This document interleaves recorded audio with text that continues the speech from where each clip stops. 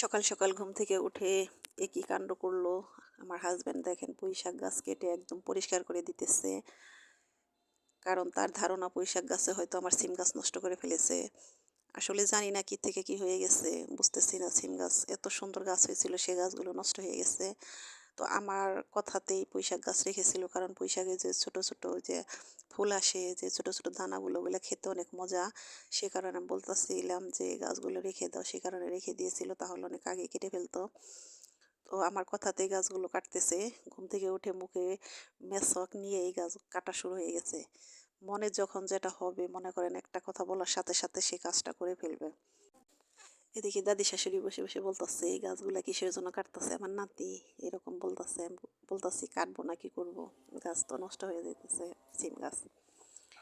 তো গাছগুলো কাটার পর তারপরে চলে গেছে সে বাজারে।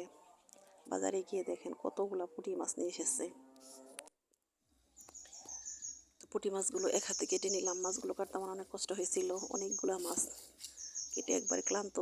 তারপরে মাছগুলো ধোয়ার জন্য নিয়ে এলাম আমাদের বাড়ির পাশে যে খাল, সে খালে। তো খালে নিয়ে এসেছি, এখানেও কষ্ট, কারণ খালের পানিগুলো একদম নিচে নেমে গেছে। আগে উপরে ছিল, যখন বর্ষা পানি যখন ভরপুর হয় তখন উপরেই থাকে পানি।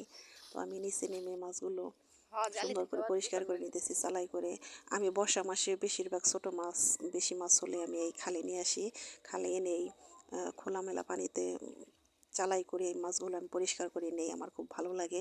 মাছগুলো একবার অনেক সুন্দর থাকে, মাছগুলো মানে টাটকাই থাকে। তো আমি সুন্দর করে সেই মাছগুলো পরিষ্কার করে নিতেছি। আমার মাছগুলো পরিষ্কার করা হয়ে গেছে। এখন বাড়িতে এসেছি, দেখেন এই যে মাছগুলো বেশ ভালোই, খারাপ না, অনেক সুন্দর মাছ। তো আজকে আবার একটু কাজ করবো, সেটা হলো কয়টা পিঠা বানাবো। তার জন্য আমি আতপ চাল ভিজিয়ে রেখেছিলাম, সেই চালগুলো এখন আমি ঝরাতে দেব।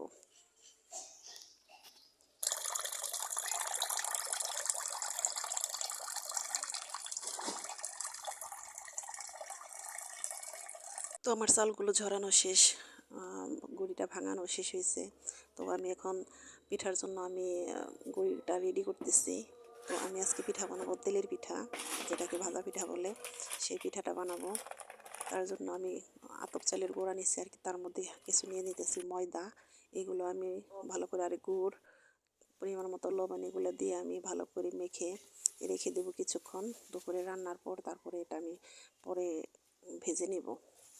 তো আমি এদিকে এই পিঠাটা রেডি করতেছি, আর এদিকে আমার হাজব্যান্ডের কি কাণ্ড, সে মোবাইলে দেখেছে ময়দা দিয়ে আর কি দিয়ে দিয়ে একটা পিঠা তৈরি করতে। বলতেছে আজকে তুমি এটা বানাবে, আমি এটা বানাবো। আমি মানা করছি যে এটা খাই নাই কোনো দিন, এই পিঠা বানাই নাই, এটা বানিয়ে এটা যদি না খাইতে পারি তাহলে কেমন হবে। তার আবার এসব কাজ করতে হয়তো ভালো লাগে। এর আগেও কয়েকবার বাড়িতে মিষ্টি বানিয়েছে, অনেক ভালো হয়েছে, মজা হয়েছে। কি দিয়ে কি করে আমি দেখি, কিন্তু আমাকে কিছু করতে দেয় না, ধরতে দেয় না। আমি কই, আমাকে শেখাও, আমি একটু শিখি। কয় তোমার এগুলো করতে হবে না। তো সেভাবে আজকেও সেগুলো বানাইতেছে। তবে আমার হাজব্যান্ড কাজগুলো অনেক যত্ন সহকারে, যে কোনো কাজ অনেক যত্ন সহকারে করে, আমার খুব ভালো লাগে। তো এদিকে সে পিঠাগুলা করতেছে, ওইদিকে আমার পিঠাগুলো আমি প্রসেসিং করতেছি, ভাজা পিঠাগুলা। তো এগুলা বানিয়ে কিছুক্ষণ রেস্টে রাখবে বলতেছে। কিছু তেলে রেখে দাও, অন্যান্য কাজ সারতেছি আমি, কাজগুলো সারা। তো এগুলো ঘরের ভিতরে করতেছে, আমি অন্যান্য কাজ সেরে নিয়ে তারপরে আমি দুপুরে রান্না করেছি। রান্না করে আজকে দুপুরে রান্না আমি আপনাদের সাথে শেয়ার করিনি, শেয়ার করব না। এই পিঠাটা শেয়ার করবো, সে কারণে আমি দুপুরের রান্নাটা আপনাদের সাথে শেয়ার করলাম না। তো দুপুরে রান্না করেছি, গোসল আসল করে নামাজ পড়ে তারপর খাওয়া দাওয়া করে তারপরে আমি চুলোর পাড়ে এসেছি। এসে দেখেন পিঠাগুলো কেমন সফট, একদম খুব সুন্দর হয়েছে। তো যাই হোক, এগুলো আমি তেলে আস্তে আস্তে ভাজতেছি, এগুলো আস্তে আস্তে ভাজতে হবে। সে আমার কাছে বসেই আছে, বসে বসে আমাকে বলে দিতেছে। তো আমি সুন্দর করে ভেজে নিতেছি। আর এটা তৈরি করেছে শুধু লবণ আর হলো তেল দিয়ে ভালো করে মেখে হালকা পানি দিয়ে এই বেটারটা তৈরি করেছে, এর মধ্যে চিনি দেয় নেই। তো যাই হোক, এগুলো আমি আস্তে আস্তে ভেজে নিতেছি, দুজনে বসে গল্প করতেছি।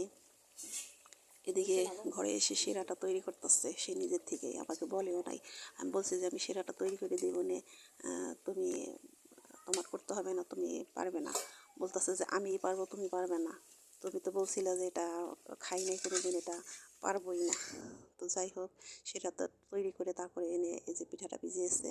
তো ভালোই হয়েছে হয়তো, খেতে হয়তো অনেক মজা হবে, তবে সেরাটা একটু বেশি হলে মনে আর একটু ভালো হতো। একদম নরম, অনেক সুন্দর হয়েছে। আমি খাইনি, আমি একটু মুখে দিছিলাম, আমার ভালো লাগলো না। দাদি শাশুড়ি, ছেলে, ছেলের বাবা তিনজনে খেয়েছে। নর্মাল ফ্রিজে রেখে তারপরে খেতে হয়, তো সেভাবেই খেয়েছে। তো এদিকে আমি আমার পিঠাগুলো ভেজে নিতেছি। আমার পিঠাগুলো অনেক সুন্দর হইতেছে, একদম ফুলকো লুচির মতো। দেখে ভালো লাগে। হাতের কাজ যদি সুন্দরভাবে করা যায় আর কাজ করার সময় যদি সে কাজগুলো সুন্দর হয় তাহলে ভালো লাগে, আমারও ভালো লাগতেছে। তো আমি আর পিঠাগুলো, সবগুলো পিঠাই খুব সুন্দর হয়েছে। এক এক করে সব পিঠাগুলো ভেজে নিলাম।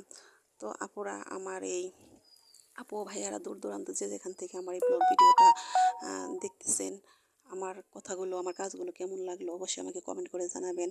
আর আপনারা যারা নিয়মিত আমার ব্লগ ভিডিও দেখেন, যে আপু ভাইয়ারা, তারা জানেন আমি একদমই নতুন।